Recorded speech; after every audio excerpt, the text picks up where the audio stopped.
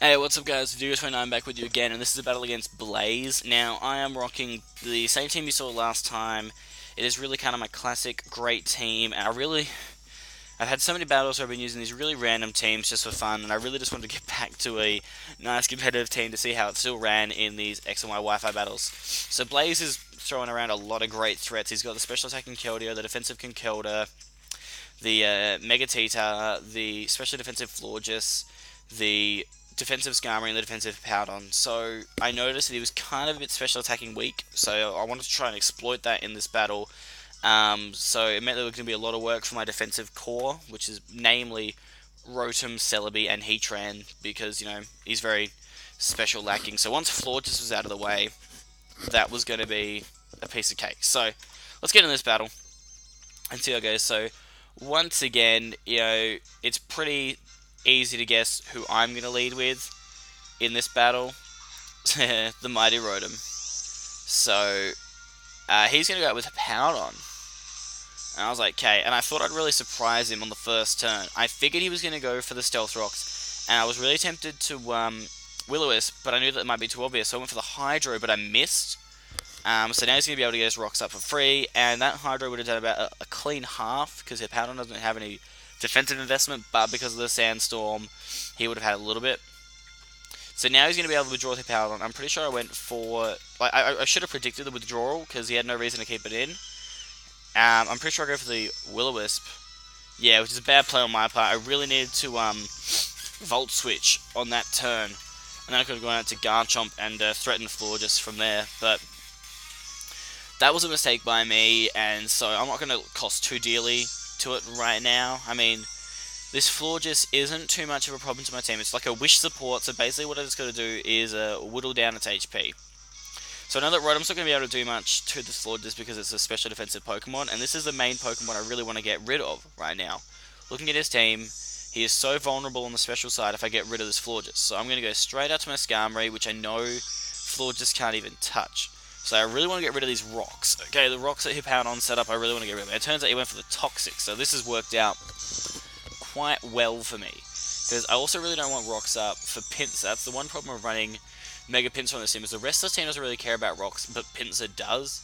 So maybe sometimes choosing a more suitable Mega Evolution. Like I used to have Mega Lucario, but of course, that got banned.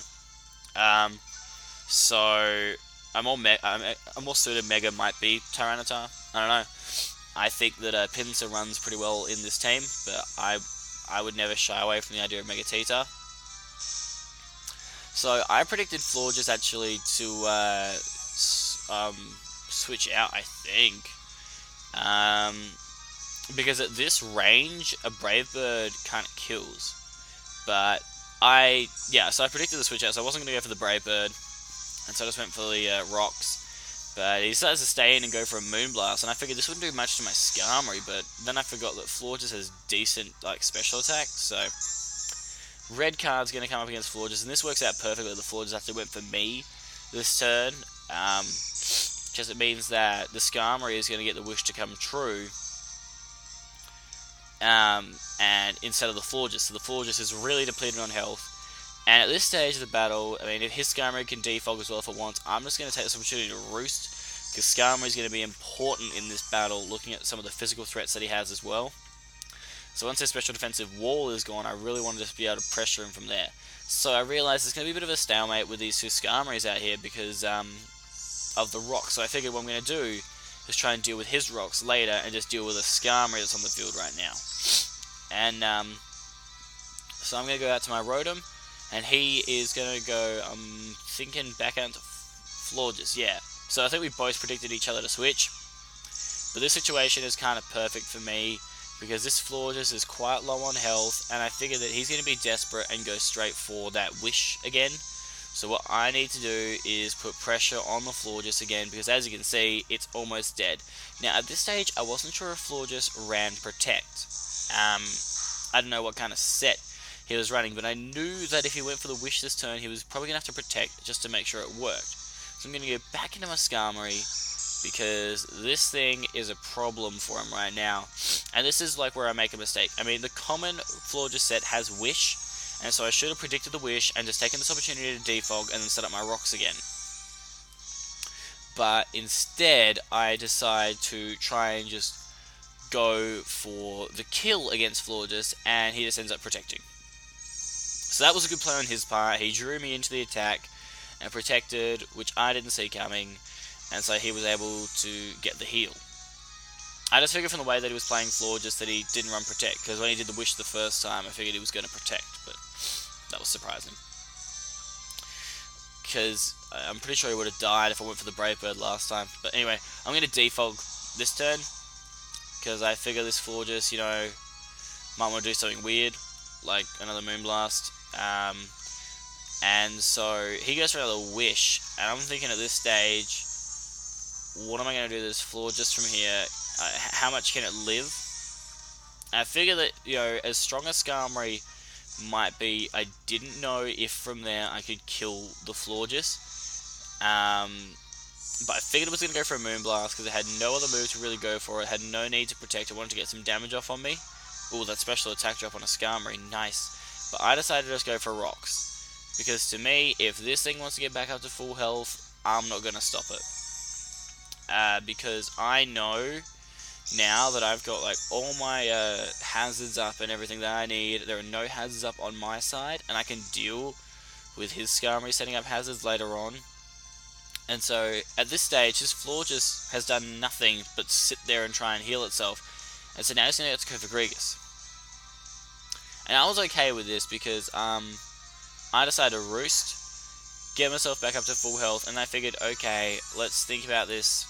You know, what can I go into to deal with the Cova Grigas? Because I figured this thing, you know, might try and do some crazy shit on me, so I figured he might go for the Will-O-Wisp. And if he did, my Heatran could get that nice special attacking boost and then come right back at it. But he decided to go for a Calm Mind, and I was very surprised by this Calm Mind Cova Grigas. But then, this guy gets way too greedy.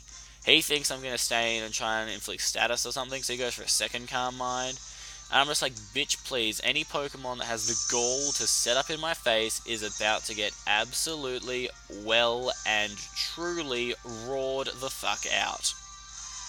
So he probably wasn't pleased at this stage. And it works out pretty well for me in there, because Florges comes out. I mean, Heatran walls the shit out of Florges, especially since I can basically taunt Florges. And that means that he's going to have to totally switch Florges out. So I was pretty stoked with how this had turned out for my Heatran. He decides to withdraw it, and I figured that was going to happen, but I still didn't want to take the risk of him staying in and then like setting up in my face. So he's going to go back to Keldeo, and Keldeo has a little bit of a problem because it's his main special attacker. So I really wanted to be careful around this thing, and I knew I had the clear Keldeo counter in Celebi because I'm eating up those Icy Winds. And so I'm going to go out to Celebi now. And the one thing I was worried about was him predicting. He predicted my Celebi to come in. He goes for Icy Wind, and I thought, shit, this is going to do a lot. But it does like nothing. But that did absolutely nothing to my Celebi. So from here I had to really think. I could either go for the Giga Drain, or I could go for the Recover. Because with Big Root, I get a heck of a lot of recovery back after I use it. So he goes out into T-Tar, which surprised me. I figured Florges might be the better play, but obviously he wanted to bring out T-Tar at this point in time to Pursuit Lock my Celebi. But I'm doing decent damage with the Giga Drain, and I kind of really came to the conclusion that, you know what, I'm going to try and mess with this guy's head.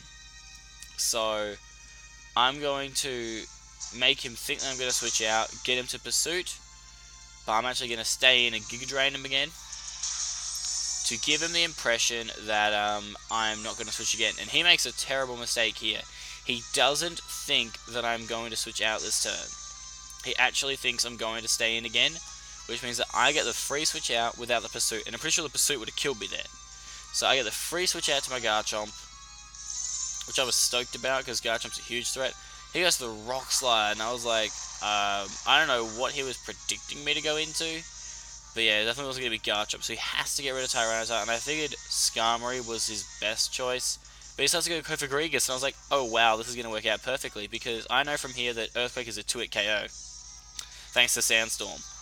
I just thought, getting a Coffer Grigas out of here without like any problems whatsoever is going to be golden. So I go for my Earthquake, and I figure surely, after seeing the first damage, that's going to kill. But no, he lives and gets off a Will-O-Wisp before he dies, and that's a little bit frustrating. It's a tad frustrating, and also the Sandstorm subsides on that turn, which is it's frustrating that both of those things just happen. So he's going to withdraw his Cofagrigus, which is stupid. I have rocks up, so Cofagrigus dies the next time it comes in. He's going to go into Skarmory, and I figured, if I go for Earthquake, I go for Earthquake. Doesn't really matter to me. I'm a Garchomp, and I've got the Celebi with Heal Bell whenever I need it. So I don't really care. So I'm just going to switch out now and go into Heatran, because what the hell can Skarmory do to my Heatran, except for maybe setting up rocks. So he's going to go for the Whirlwind, which was a really nice play, and that's going to go into my Rotom though, so it didn't turn out exceptionally well for him. I'm going to go straight for the Will-O-Wisp because I knew that he'd stay in this turn and go for rocks, and that's going to be annoying for his Skarmory. And now my basic play was that I'm going to Volt Switch straight out because I know that this Skarmory is going to switch out, and that means that I can then catch the Florges again when it comes in. That was kind of the method to my madness. But he decides to go to Tyranitar, and I was like, what? This play confused the crap out of me. I had no idea what reasoning he had for going into Tyranitar. Because I was clearly Volt Switching against the Skarmory. And that's not doing much to Tyranitar, but it's doing enough that I feel like my Pinsir can come in now and kill it. But I was a bit worried, about the whole speed type, because Tyranitar is max speed. Then again, I knew Pinsir was pretty quick and Tyranitar wasn't exactly the fastest, but I still go for the Earthquake, hoping to at least hit something, and I ended up hitting his Hippowdon. I'm doing nothing with this thing though, because as you can see, this Earthquake is without any boost, without anything really. This Pinsir is doing absolutely nothing to this Hippowdon. So I was a little bit disheartened by that, so I decided to Mega Evolve and just tear him a new one. I figure this return is going to do a heck of a lot to this thing because it's Aerial 8 boosted and everything, and this Hippowdon, But then I forget, Hippowdon is bulky as shit, guys. If that Earthquake's only doing that much, the return is not doing much more. But he Whirlwinds, which is kind of good for me because I got off a little bit of damage before I switched out, but I'm worried about the rocks. Fortunately, I go into Rotom this turn, and this Hippowdon isn't really a problem to me anymore. I mean, one-on-one, I can beat this thing with Celebi. So the plan for my Rotom was to just go... I either go for a Will-O-Wisp or a Hydro Pump, I'm pretty sure. I don't think I expected him to switch. No, yeah, I go for the Hydro, and it misses. My Hydro Pump has basically 50-50 chance all the time. It's not really an 80%. It's like Focus Blast. I miss way too many Focus Blasts. So from here, this Florges is at enough HP that I know that I can really start to pressure it with some plays. So I'm going to Volt Switch out to Skarmory again, because I know that Florges can barely touch that Skarmory at all. And once Florges is gone, he has no special coverage for Rotom and Celebi. So I'm going to go back into Skarmory, and I figured he was going to go for the Wish. Now, I think that he was trying to play mind games with me, thinking that this turn I would not attack him. But I thought, you know what, I have no reason not to attack you, Florges. I really have no reason not to go for you this turn, and if you want to protect, that's fine. We can just have this little stall battle again, but I'm really not too fussed. And you know what, guys? He doesn't. He decides to withdraw and get out of his Cofagrigus, forgetting about Stealth Rocks and dying. It was the stupidest play ever. I have no idea why he did it, but he did. And now his Florges is basically dead the next time it comes in, but he sends it out again. And I was thinking to myself here, what are you doing? First Rocks damage, you take Burn this turn, and it goes for the Wish. I'm just like, are you kidding me? I am not letting you live. I am not letting you set up a Wish on me. I'm Brave Birding you. So out goes this Florges. Big old problem. So Florges and Cofagrigus, basically his defensive structure has just been ripped to shreds by this Skarmory. And basically just by systematically working as a team, my Pokemon have just torn apart his defensive core. So he's going to go into T-Tar. And I thought to myself, okay, looking at the health that T-Tar's at, there is a chance the Skarmory can get it, because T-Tar is better on his special side, not his defensive side. So I figured, you know what, I might as well go for it. So I go for the Brave Bird, and I was kind of just praying here. I knew that he would restore his health with a wish if I didn't kill. Luckily, I get... I thought I got a crit. I thought that I got a crit to kill that thing, but it turns out I didn't. So Skarmory is way too powerful, because I've just taken out 3 Pokemon with it. You know, Skarmory's just slaying souls. I figured from here, you know what, Skarmory's put in enough work, why not try and take out a Keldeo as well? But the Icy Wind proves to not even get close to killing me. So now I'm going to go straight for the Keldeo, and I was like, surely Skarmory is not going to get a 4th soul. Surely Skarmory cannot kill 4 Pokemon, and it doesn't kill Keldeo. I get a lot of recoil damage though, and Keldeo turns out to have a Citrus Berry, and I was like, hello? Why? But anyway, he's going to take Sandstorm damage, and I now need to probably save my Skarmory for later, because it's very important later on against, say, like Hippowdon, where I can just totally troll it. So I'm going to sack my Garchomp because it's burnt anyway, and I had no reason to heal battle this team, since the only Pokemon that was actually under status was the Garchomp. So I decided to let that die when it Icy Winds. And that's fine, because now I get a free switch into Celebi. And the only Pokemon in his team that Celebi doesn't really fear, Celebi kind of fears, is the Skarmory. So I decided to go into Celebi anyway, because I figure that I can just go for the Giga Drain this turn if I really want to, because I know that I'm living the Icy Wind, but he decides to go for Hidden Power. And I'm pretty sure it's like Hidden Power Dark or whatever, I don't know, but I just decided to go for the Recover, which is a great move for me in the end, because it means I'm going to come off better off in this situation. Keldeo is slowly dying to this Sandstorm, which is great for me. I can basically go for another Recover, and then I'm back at full health, and this Keldeo can't do shit to me. Losing my speed does not even matter to me right now. I'm going to lose a bit of speed now, though, unfortunately, but it doesn't matter. I'm going to recover again, because I'm a Celebi, and I'm just such a bitch to Pokemon in general. Going to get that nice recovery. The Sandstorm subsides, which is fine by me, because, I mean, now I'm in a situation where I can take another Icy Wind, completely eat it up, and I can just come right back with a Giga Drain if I want to. And that's exactly what I'm going to do.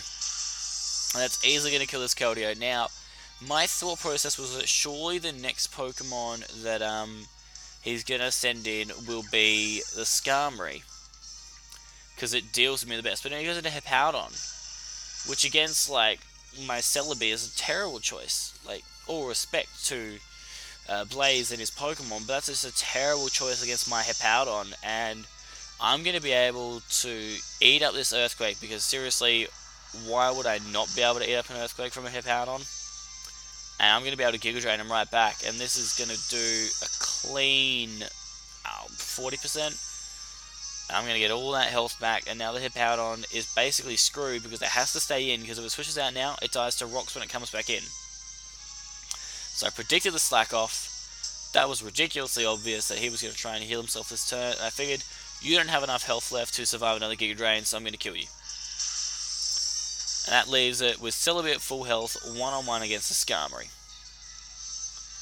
And I knew that the Skarmory was burnt, and so really all I had to do was get some other prior move off on the Skarmory, and it was going to be fine. But then I realized, well, hang on, this Skarmory's going to be going for Brave Birds, he's going to be taking recoil damage. So my best play here is to eat up these Brave Birds, even though they're going to be doing a fair bit, and then just keep recovering, because then I'm getting tons of health back, and it means that the Skarmory is eventually going to kill itself. And so I go for Leech Seed this turn, and then I'm going to recover next turn, and that's basically going to finish the game for me, because it's going to take Leech Seed, Burn, and, like, just, that's basically just going to kill him from there, and also the recoil damage from his next attack. So from here, I know I can live another Brave Bird. Even if it's a crit, I'll still win from here, because all I gotta do now is just recover. So I'm going to eat up the Brave Bird, because I'm a Celebi, I'm nice and powerful, and I'm going to then just recover, because I'm a little bitch to this Skarmory. I was so mean to this Skarmory, I kind of feel bad, but Celebi was just very mean this whole battle. He could have died if he still attacked with Tyranitar, but that was his mistake. So I'm going to get hit by a Sandstorm, which doesn't even matter. Skarmory is going to lose health to Leech Seed, and then that's going to leave him with that little bit of health, thinking he can still live, but no, he's burnt, so that is going to be game. So that ended up being a 5-0 And it could have basically, if I wanted to, I could have made it a 6-0, but I didn't need to. That was a good battle there, Blaiz. He has a very good team. I just played very well around it and was able to just take out a couple of Pokemon, predict some of his plays, and then get the win. So remember, guys, to like, subscribe, and comment on my channel. Love hearing your thoughts. This was a really long battle, but I thought it was a really good one for you guys, so I hope you enjoyed it. So let's get on to a few more and just keep having fun. Verdugo29,